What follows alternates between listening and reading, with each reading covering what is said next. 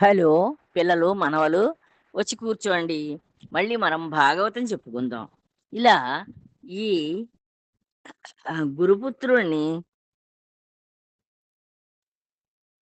హ్మ్. వదిలేశారు బయటికి. ఆయనకి తగ్గ శాస్తి చేసేసి వదిలేశారు. అప్పుడు ఈ ఆహ్, బ్రహ్మాస్త్రాన్ని ప్రయోగించాడు మళ్ళీను. ఇంకా ఈ ఉత్తర గర్భంలో ఆహ్, బె ఒక శిశువున్నాడని తెలుసుకున్నాడు. అసలింకా పాండవులనేవాళ్ళు ఉండకూడదు అని చెప్పి దుర్బుద్ధితోటి అంత పరాభవాన్ని పొందినా గానీ, పాప చింతన కలవాడు కనుక బ్రాహ్మణుడైనా ఆహ్, ఆహ్, గురుపు ఆహ్, హ్మ్, ఉత్తర గర్భాన్ని కూడా పాడు చేయాలని చెప్పి ఒక అమోఘమైన అస్త్రాన్ని ప్రయోగించాడు. ఆ అస్త్రం ఆ గర్భం చుట్టూ తిరుగుతూ, నిప్పులు కక్కుతూ తిరుగుతోంది. ఆవిడ భయపడిపోయి వచ్చి కృష్ణుడిని ప్రార్థించింది. కృష్ణుడు ఆ అస్త్రాన్ని యొక్క శక్తిని తగ్గించి ఆ బిడ్డని కాపాడాడు. అప్పుడు ఇవంతా చూస్తున్న ద్రౌపది ఆ కృష్ణుడి పాదాల మీద పడి ఆయన్ని స్తుతిస్తోందనమాట. ఆయన స్తోత్రం చేస్తున్నారు ఈ ద్రౌపదీదేవి. "కృష్ణ, నీవు పురాణ పురుషుడవయ్యా! నువ్వంటే ఎప్పటినుంచో ముందు మొదట నువ్వు ఈ భూమి భూమి ఏర్పడినప్పుడు మొదటివాడిగా పుట్టావయ్యా! దేవదేవుడివి. నువ్వే ఈ జగత్తుకి నాథుడివి. అంచేత నువ్వే జగన్నాథుడివి. ప్రకృతికి అవ్వలివాడవు. ఈ ప్రకృతంతా మాయతోటి ఏర్పడింది. నీ మాయ చేత ఈ ప్రకృతినంతని సృష్టించగలిగావు నువ్వు. నీ మాయతో నడిపిస్తున్నావు ఈ ప్రకృతిని. ఈ ప్రకృతికి నీకు నువ్వు నడిపిస్తున్నావు కానీ, నీకు ఆ ప్రకృతితోటి సంబంధం లేదు. నువ్వు దానికి చాలా దూరంగా ఉంటావు. ఆ ప్రకృతి నీ సంబంధం వల్ల అది నడుస్తోంది అంతే. అంతేనే గాని నీకు దాంతోటి ఆ ప్రకృతి అవతలే ఉంటావు నువ్వు. అందులో తగులుకోవు. నువ్వు అనంతుడివి. నువ్వు అనంతం అనంతుడివి అంటే ఈ విశ్వాలన్నిటిలోనూ కూడా ఆయన ప్రతి జీవిలోనూ ఉన్నాడు. అంచేత ఎక్కడ పడితే అక్కడే అన్ని జీవుల్లో ఉండడం చేత ఆయన ఎక్కడ పడితే అక్కడే ఉన్నాడు. అనంతుడివి అని చెప్తోంది. అంతం లేదు నీకు. నువ్వెక్కడ పడితే అక్కడే ఉన్నావు. సమస్త ప్రాణుల్లో వెలుపల, లోపల వెలుగుతూ ఉండేది వాడివి. ఈ సమస్త జీవరాశులున్నాయే, ఈ జీవులన్నింటిలోనూ కూడా లోపల ఉన్నావు, వెలుపల ఉన్నావు నువ్వు అని చెప్పి పొగుడుతోంది ఆ కుంతీమాత. విశాల విశ్వాన్ని నడిపే పరమేశ్వరుడవైన నీకు నమస్కారాలు. నువ్వు ఈ విశ్వాన్నంతని నడిపిస్తున్నావయ్యా! అంచేత నీకు నమస్కారాలు చెప్తున్నాను నేను.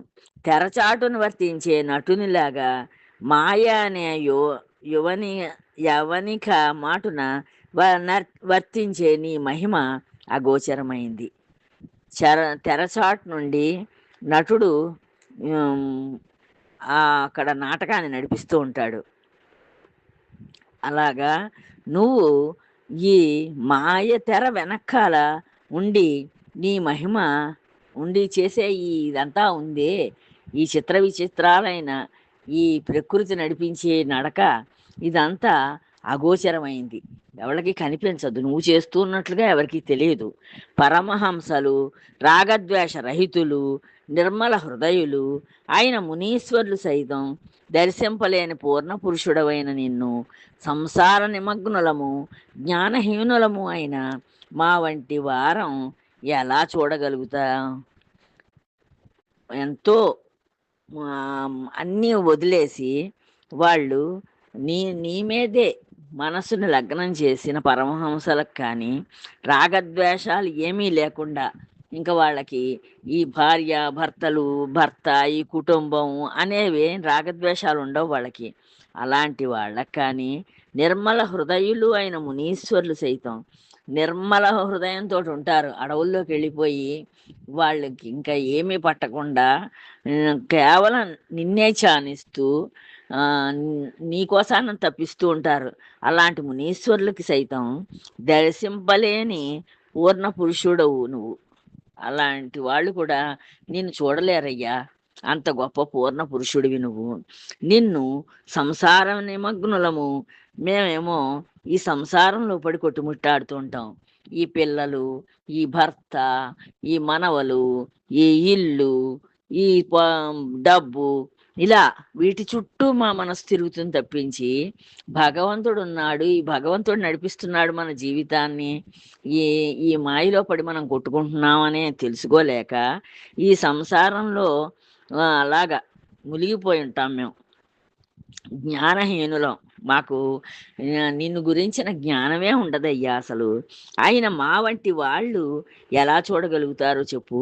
నిన్నెలా చూడగలుగుతారు? అలా నిన్నే ధ్యానిస్తూ తపిస్తూ ఉన్న తపోధనులకే నువ్వు దొరకవు. అలాంటిది ఈ సంసార లంపటంలో కొట్టుకునే మాలాంటి వాళ్ళకి నువ్వెక్కడ దొరుకుతావయ్యా అని అడుగుతోంది ఆవిడ కుంతీమాత. శ్రీకృష్ణ, వాసుదేవ, దేవకీనందన, నందగోపకుమార, గోవింద, పద్మనాభ, పద్మమాల విభూషణ, పద్మనయన, పద్మ సంకాశ చరణ, హృషికేశ, భక్తిపూర్వకమైన నా ప్రణామాలు పరిగ్రహించు. ఆయన్ని అనేక విధాలుగా ప్రార్థిస్తూ, నేను భక్తిపూర్వకంగా చేస్తున్నాను నీకు నమస్కారం, నా నమస్కారాలను స్వీకరించు తండ్రి అంటోంది. నా విన్నపం మన్నించు. నేను ఒకటి విన్నవించుకుంటున్నాను, నా విన్నపాన్ని కాస్త విను నాయనా అని చెప్తోంది. భగభగా మండుతోన్న లక్క ఇంట్లో నా బిడ్డలు నేను కాలి భస్మమైపోకుండా కాపాడేవు. ఈ దుర్మార్గులైన దుర్యోధనాదులు లక్క ఇల్లు ఎంతో అందంగా కట్టించారు. కట్టించి ఆ ఇల్లు మీకోసానే కట్టాము, అందులో ఉండండి అని చెప్పారు. పాపం అది అంత అందమైన భవనం చూడడానికి చాలా బాగుందనుకున్నారు పాండవులకే తప్పించి, వాళ్ళకి ఈ మోసం దగ్గ తెలియదు. వాళ్ళు ఎంతసేపు కృష్ణుడిని నమ్ముకున్నారు, భగవంతుడిని నమ్ముకున్నారు. అందుకోసానని ఈ భగవంతుడు వాళ్ళకి ఎప్పుడూ అండగా ఉన్నాడు. ప్రతి క్షణం అలాగా వాళ్ళని కాస్తూ వాళ్ళకి అండగా ఉన్నాడు. అంచేత భగభగా మండుతున్న లక్క ఇంట్లో నన్ను నా బిడ్డల్ని కాపాడేవయ్యా నువ్వు, భస్మం అయిపోకుండాను, లేకపోతే బూడిదిగా మిగిలేవాళ్ళం. దుర్యోధనుడు పెట్టించిన దుస్సహ విషాన్నం తిని చనిపోకుండా భీమసేనుణ్ణి రక్షించావు. ఈ దుర్యోధనుడు ఏం చేశాడంటే, ఈ భీముడు చాలా బలవంతుడు పాండవుల్లోనూ. ఇంత బలవంతుడు కనుక వీడిని చంపేస్తే ఇంకా మనకి తిరుగుండదు అనుకున్నాడు. అనుకుని విషాన్నాన్ని పెట్టించాడు. ఆయనకి తిండి అంటే చాలా ఇష్టం, భోజన ప్రియుడైన భీముడు. అందుకోసానని ఆయనకి విషాన్నాన్ని పెట్టించాడు. పెట్టించి సముద్రంలో పారేస్తే, ఒళ్ళు తెలియకుండా ఉన్నప్పుడు తీసుకెళ్ళి సముద్రంలో పారేస్తే నాగలోకానికి వెళ్ళిపోయాడు. వెళ్ళిపోయి అక్కడ ఆ నాగరాజు ఈ పిల్లవాడిని మళ్ళీ బతికించి చక్కగా 1000 ఏనుగుల బలం వచ్చేటట్లుగా ఈ భీముడికి అమృతాన్ని తాగించి మళ్ళీ పైకి పంపించాడు. ఇవన్నీ భగవంతుడు చేయించాడు. కృష్ణ పరమాత్మ దగ్గరుండి ప్రతి క్షణం వీళ్ళని రక్షించుకొచ్చాడు. అందుకని అవన్నీ చెప్తోందన్నమాట ఆ తల్లి అయిన కుంతీదేవి. దురహంకారంతో తుళ్ళిపడుతూ దుశ్శాసనుడు ద్రౌపద రాజపుత్రి కట్టుబట్టలు ఒలుస్తున్న కష్ట సమయంలో నా కోడల అవమానం పాలు కాకుండా ఆదుకున్నావు. ఇంకా నిండు సభలో అందరూ పెద్దలందరూ ఉన్నారు. రాజైన ధృతరాష్ట్రుడు ఉన్నాడు. కోడలిని సభలోకి ఈడ్చుకొచ్చి అలాంటి ఇంటి కోడలు అన్న తమ్ముడి యొక్క కోడలు, అలాంటి కోడల్ని, ఆవిడ మహాపతివ్రత, అటువంటి ఇల్లాల్ని సభలోకి ఈడ్చుకొచ్చి తన కొడుకు ఈ ధృతరాష్ట్రుడి కొడుకు దుశ్శాసనుడు బట్టలు ఒలుస్తూ ఉంటే, బట్టలు విప్పేస్తూ ఉంటే అలా చూస్తూ ఉన్నారు. కానీ ఒక్కళ్ళు కూడా ఆవిడని ఆదుకోలేకపోయారు. కృష్ణ నువ్వే శరణని చెప్పి 2 చేతులు పైకెత్తి ఆవిడ కృష్ణుని ప్రార్థించుకుంది. అప్పుడు ఆ కృష్ణుడు ఆవిడికి అనేక వస్త్రాలను ఇచ్చాడు. ఆ వస్త్రం ఎంత విప్పినా వాడికి చేతులు లాక్కొచ్చాయి తప్పించి అది ఒంటి మీద ఇంకా వస్త్రం లేకుండా పోవడం అనేది జరగలేదు. అలా ఆ వస్త్రాన్ని పెంచి చక్కగా ఆవిడ్ని కాపాడాడు. నిండు సభలో ఆవిడ్ని కాపాడగలిగాడు ఆ పరమాత్మ. ఇవన్నీ ఆవిడ పాపం ఈ కుంతీదేవి తలుచుకుని అవన్నీను ఈ కృష్ణ పరమాత్మతోటి చెప్పుకుంటోంది. అవమానం పాలు కాకుండా రక్షించావయ్యా నువ్వు. భీష్ముడు, ద్రోణుడు, కర్ణుడు మొదలైన యోధుల వల్ల పోరాటంలో చేటు వాటిల్లకుండా నా బిడ్డలకు అడ్డుపడ్డావు.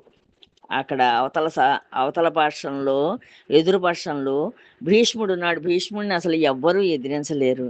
ఆయనకి స్వచ్ఛంద మరణం అనే ఒక వరం కూడా ఉంది. ఆయన కోరుకున్నప్పుడు చచ్చిపోవచ్చు, ఎప్పుడు చచ్చిపోవాలనుకుంటే అప్పుడు చచ్చిపోవచ్చు. అంత గొప్పవాడు ఆ భీష్మాచార్యుడు. ఆయన వీళ్ళందరికీ తాత. ఆయన ఎదురు కౌరవ పక్షంలో ఉన్నాడు. ద్రోణుడు వీళ్ళందరికీ విద్య నేర్పిన గురువు గారు, ఆయన కూడా ఆ కౌరవ పక్షంలోనే ఉన్నాడు. కర్ణుడు చాలా గొప్ప విలుకాడు, ఆయన కూడా కౌరవ పక్షంలోనే ఉన్నాడు. ఇంతమంది యోధులని నుంచి వాళ్ళు పోరాడుతున్నా సరే ఈ పాండవులకి ఎక్కడా చేటు కలగకుండా, ఏ బాధ కలగకుండా వాళ్ళని అందరినీ రక్షిస్తూ వచ్చావు తండ్రి, నువ్వు నా బిడ్డల్ని కాపాడావు అని చెప్పుకుంటోంది. మళ్ళీ ఇప్పుడు గురుపుత్రుని శరాగ్ని జ్వాలలో మగ్గిపోకుండా చిట్టి తల్లి ఉత్తర కడుపులోని కసుకందిని కనికరించవు. ఇంకా ఇప్పటికి కూడా మాకు యుద్ధం ముగిసిపోయినా ఇంకా మాకు బాధలు తప్పలేదు. ఈ గురుపుత్రుడు అశ్వత్థామ ఆ ఉత్తర గర్భంలో ఉన్న ఆ పిండాన్ని కూడా చంపేద్దామని చెప్పి ప్రయత్నిస్తే నువ్వు అడ్డుపడి ఆ ఉత్తర గర్భాన్ని రక్షించావయ్యా. ఇన్ని విధాలుగా నన్ను నా బిడ్డల్ని కటాక్షించిన పుండరీకాక్ష నిన్ను ఏ విధంగా కొనియాడేది? నువ్వు ఇన్ని రకాలుగా మమ్మల్ని రక్షిస్తూ ఉన్న నువ్వు భగవానుడివి. నిన్ను ఏ రకంగా ప్రార్థిస్తే మాత్రం ఆ ప్రార్థన సరిపోతుందంటావు? నిన్ను ఎన్ని విధాలు కొనియాడినా కానీ అది నీకు ఇంకా తక్కువే అవుతుంది అని చెప్పి ఆవిడ ఎంతో బాధగా ఈ కృష్ణుడు చేసిన ఈ ఉపకారానికి ఎంతో కృతజ్ఞతగా ఆయన్ని వేడుకుంటోంది. బలవంతుడై కంసుని బారి నుంచి మీ తల్లి దేవకీదేవిని రక్షించినట్లుగా కౌరవులు పెట్టిన కష్టాలకు లోను కాకుండా నన్ను కాపాడావు. బలవంతుడైన కంసుడు, ఆ కంస మహారాజు నీకు మేనమో అవుతాడు. ఆయన నీ తల్లిని ఎన్నో బాధలు పెట్టాడు. నీ తల్లిని తండ్రిని తీసుకెళ్ళి చెరసాల్లో బంధించాడు. నీ అన్నలందరినీ పుట్టగానే చంపేశాడు. ఎన్నో కష్టాలు పెట్టాడు ఆవిడికి నీ తండ్రికి తల్లికి కూడాను పెడితే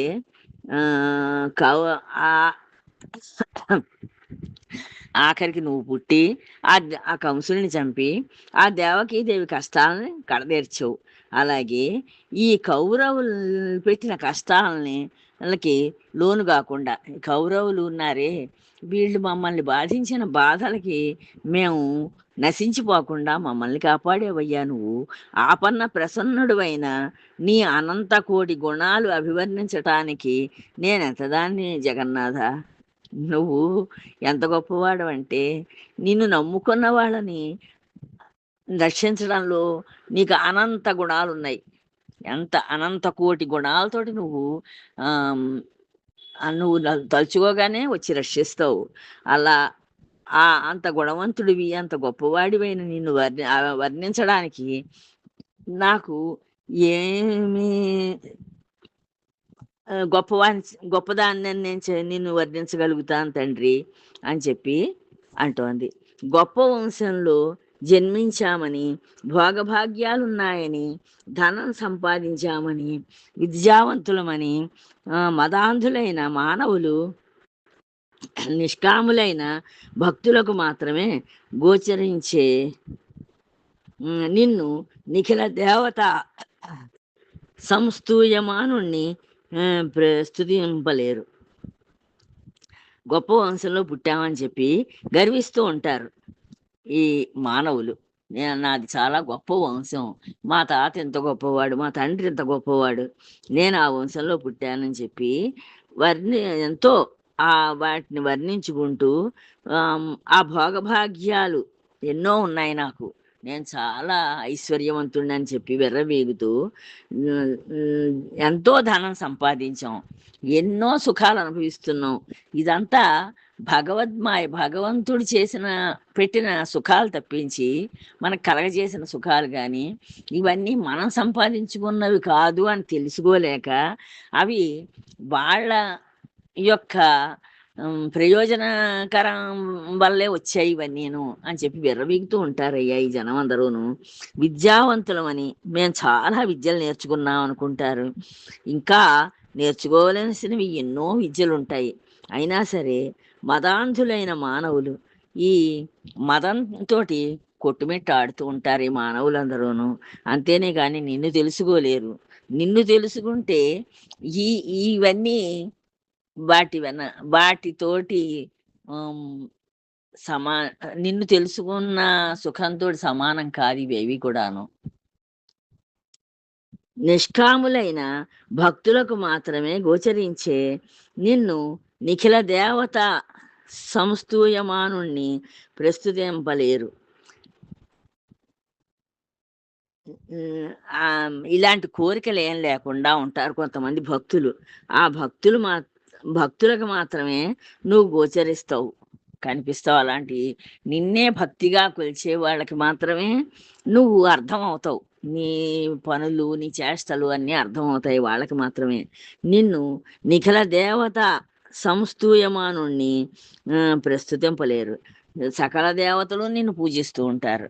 అలాంటి నిన్ను వాళ్ళు ఈ మానవులు, నీచ మానవులు ఏమీ అర్థం చేసుకోలేరు, నిన్ను ప్రస్తుతి కూడా చెయ్యలేరు నిన్ను అని చెప్తోంది. నీవు భక్తులకు కొంగు బంగారానివి. ఇంకా భక్తులు ఉన్నారే వాళ్ళకి నువ్వు కొంగు బంగారానివి అంటే, ఇప్పుడు బంగారం చేతిలో ఉందనుకోండి, దాన్ని మార్చుకుని మనం ఎలా కావలిస్తే అలా అనుభవించవచ్చు. ధర్మార్థ సంబంధమైన వ్యామోహాన్ని తొలగించేవాడివి అంచేత అలా ఆ భగవంతుడు కనుక భక్తులకి అలా ఎలా కొంగు బంగారంగా ఉంటాడో వాళ్ళు ధర్మార్థ సంబంధమైన వ్యామోహాన్ని తొలగించేవాడివి. ఈ ధర్మంగా అర్థాన్ని సంపాదించడం, డబ్బు సంపాదించుకోవడం, ఇలాంటి సంబంధమైన వ్యామోహాన్ని కూడా తొలగించేస్తావు వాళ్ళ మనసులోంచి. ఈ డబ్బు సంపాదించాలి అనే ఇది ఉండదు. ఆత్మారాముడివి నువ్వు. ఎప్పుడు వాళ్ళ మనసులోనే తిష్ట వేసుకుని ఉంటావు. వాళ్ళ ఆత్మలలో నువ్వు ఎప్పుడు ఉంటావు. శాంతమూర్తివి నువ్వు, చాలా శాంతంగా ఉంటావు, ఉన్నట్టుగా కూడా తెలియదు. మోక్ష ప్రదాతవు, మోక్షాన్ని ఇస్తూ ఉంటావు ఈ ప్రజలకి. కాలస్వరూపుడివి, కాలస్వరూపంగా ఉంటావు. అంచేత అలా ఈ కాలం నడిచిపోతూ ఉంటుంది. జగన్నియంతవు, ఈ జగత్ అంతని నడిపించడానికి నువ్వు నియంతవి. నువ్వు చెప్పినట్లుగా ఈ జగత్తు నడుస్తూ ఉంటుంది. జగన్నాటక సూత్రధారివని చెప్తోంది. ఆద్యంతాలు లేనివాడవు, నీకు మొదలు లేదు, చిగురు లేదు. నువ్వెప్పుడూ కూడా ఉంటావు. ఇప్పుడు ఎప్పుడో ఒకసారి ఉన్నావు, తర్వాత ఉండవు అనడానికి లేదు. నువ్వు ఆది మొదలు లేదు, చిగురు లేదు, ఎప్పుడూ ఉంటావు. నువ్వు సర్వేశ్వరుడివి, అందరి కంటే కూడా గొప్ప దైవానివి నువ్వు. సర్వులకి అందరికీ కూడా ఈశ్వరుడు నువ్వే. సర్వసముడవు, అందరికంటే గొప్పవాడివి. నిగ్రహానుగ్రహ సమర్థుడవు, నువ్వు ప్రతి పనిని ఎలా చేయాలో అలా చేయగలుగుతావు. నీకు అది ప్రతిదీ అంటే నీ మాయ వల్లే కదా ఈ పనులన్నీ నడుస్తున్నాయి. అంచేత అది నీ వల్ల నడిచేటప్పుడు ఇంకా నువ్వు చేయలేకపోవడం అనేది ఏముంటుంది. నీ ప్రభావాన్ని భావించి చేసే నా నమస్కారాలు స్వీకరించు. నీ ప్రభావాన్ని అంతని నేను గ్రహించాను. అంచేత నేను నమస్కారం చేస్తున్నాను నీకు, నా నమస్కారాలను స్వీకరించు తండ్రి అంటోంది. మానవ భావాన్ని అనుకరిస్తూ వర్తించే నీ లీలలు గుర్తించడం ఎవరికి సాధ్యం? నువ్వు ఒక మానవుడిగా నువ్వు నీ లీలలు చేస్తూ ఉంటావు. మానవులు ఎలా చేస్తూ ఉంటారో అలాగే నువ్వు కూడా చేస్తూ ఉంటే నిన్ను కూడా ఒక మానవుడిగానే చూస్తుంది ఈ సంఘం. అంతేనే కానీ నువ్వు భగవంతుడివి, భగవంతుడు ఇలాగ మానవ రూపంలో వచ్చి లీలలను చేస్తున్నాడు అని అనుకోరు. అనుకుంటే వాళ్ళందరూ కూడా నిన్ను దైవంగానే కొలిచేవాళ్ళు. అలా నువ్వు మానవావతారాలు, రామావతారం, కృష్ణావతారం, బలరామావతారం ఇవన్నీ ఎత్తినా నువ్వు భగవంతుడు అని తెలియకపోవడం చేత, నువ్వు తెలిసిన వాళ్ళు, నిన్ను గుర్తించిన వాళ్ళు, నిన్ను నువ్వు అనుకరిస్తూ నువ్వు నువ్వు చెప్పినట్లుగా విని వాళ్ళు ముక్తిని పొందారు. లేని వాళ్ళందరూ కూడా మళ్ళీ మళ్ళీ మళ్ళీ పుడుతూ చస్తూ పుడుతూ చస్తూ అలా వాళ్ళ జన్మల్ని కొనసాగిస్తూనే ఉన్నారు. నీకు అయినవారు కానివారు లేరు. వీళ్ళు నాకు చుట్టాలు, బంధువులు, వీళ్ళు నాకు పరాయి వాళ్ళు, వీళ్ళు నాకు శత్రువులు అనేది లేదు. అన్ని జీవులు నీకు సమానమే. జన్మ కర్మలు లేవు. నీకు ఈ జన్మ ఎత్తడం, ఈ కర్మలు చేయడం అలాంటివి కూడా లేవు. జంతువులలో వరాహాది రూపాలతో జంతువులున్నాయి. ఆ జంతువుల్లో వరహావతారం ఎత్తావు నువ్వు. అంటే ఒక పంది రూపాన్ని ఎత్తి, అది బలమైన జంతువు కనుక అది నీళ్ళల్లో అడుక్కంట వెళ్ళిపోయి దాని కోరల మీద ఈ భూదేవి నీళ్ళల్లో హిరణ్యాక్షుడు ముంచేస్తే సముద్రంలో అక్కడి నుంచి పైకెత్తి మళ్ళీ పైన నిలబెట్టాడు భగవంతుడు వరహావతారం ఎత్తి. జలచరాలలో మత్స్యాది రూపాలతో నీళ్ళల్లో బతికే వాటికి ఆ జీవుల కింద చేప కింద పుట్టావు. చేప కింద పుట్టి ఈ పురాణాలన్నింటినీ వాటన్నింటినీ నువ్వు రక్షించవు. వేదాలన్నింటినీ రక్షించవు. నీవు అవతరించడం లోకం కోసమే కానీ నిజానికి నీకు జన్మాదులు లేనే లేవు. నువ్వు ఈ లోకంలో ఉన్న మంచి వాళ్ళు ఉంటారు, నిన్నే నమ్ముకుని నిన్నే ప్రార్థిస్తూ ఉన్నవాళ్ళు. వాళ్ళని రక్షించడం కోసానని, వాళ్ళకి ఉపకారం చేయడం కోసానని నువ్వు జన్మలు తీసుకుంటూ ఉంటావు. అంతేనే కానీ నీకు ఈ జన్మలు కర్మలు ఏమీ లేవయ్యా అని కూడా ఆవిడ కుంతీమాత ఈ ఈ కృష్ణ భగవాను ఇన్ని రకాలుగా స్తోత్రం చేస్తున్నారన్నమాట. ఉంటానమ్మా, తర్వాత మళ్ళీ చెప్పుకుందాం మిగతా విషయాలు. జై శ్రీరామ్.